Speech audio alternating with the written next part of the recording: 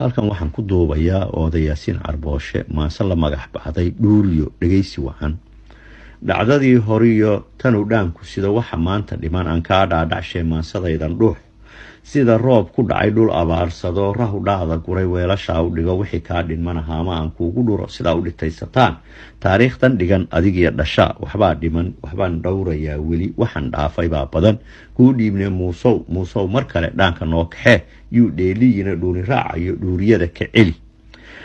calankeennan dheemana dhoorka sare cagaarkii tawxiidka lagu dhigay ay dhibic madow iyo dhexduna dhayda ka caddahay dhiinkuna casaan yahay aan wax loo dhigaa jirin indha badani dhowraan waa horaanu dhidibnoo dheeldheel kumaan helin dhib baa loo mutaysto dhiig baana loo galay ku dhiibne muusow mar kale dhaanka noo kaxee yuu dheeliyina dhuuni raacayo dhuuriyada ka celi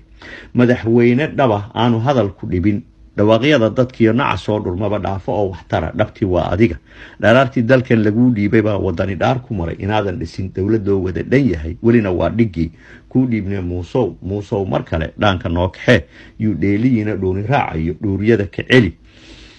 annagoo dhibliyey dowlad wacan dhisnoo somalilan nabad laga wada dheregsan yahay baa dhanka bariya sool xasan dharaaraqliyo huwan daba dhahli yara dhaawaceenoo way dhabaqsan tahay waanse ka dhicinaynaa dhibaatada dhex taal ee ay dhigeen ismadhaantiya dhasheed ku dhiibne muusow mar kale dhaanka noo kaxee yuu dheeliyina dhuuni raacayo dhuuriyada ka celi kuwii dhagarta qabee dalkan dhaawacaya buuraha dhex galay baa dhar kale soo xidhoo dhaqdhaqaaqyo wada say inoo dhalan rogaan kuwan se inaga dhashiyo kuwa soo dhaxee dhiiggeenna raba maxaa ka dhaxayn karay ku wada dhaqmaan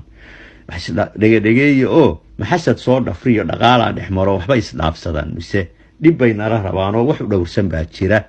miyayse dhoohan yihin dadku sowma oga tahay shalay dhigeen kuu dhiibne muusow mar kale dhaanka noo kaxee yuu dheeliyine dhuuni raacayo dhuuriyada ka celi madax dhiiran baa MOU soo dhigto dhammaantood Soomaali weyn waxay ka dhimanayaan dhaqaalaha noo kordho way dhawaaqayaan waxse dhimirkayga maray maanlaawiida Soomaalida ku dhacay miyay dhaafsan yihiin 60kii tay nagu dhigeen wuxuu dhaqan xumaa miyaan aadmi dhalin ku dhiibne muusow mar kale dhaanka noo kaxee yuu dheeliyine dhuuni raacayo dhuuriyada ka celi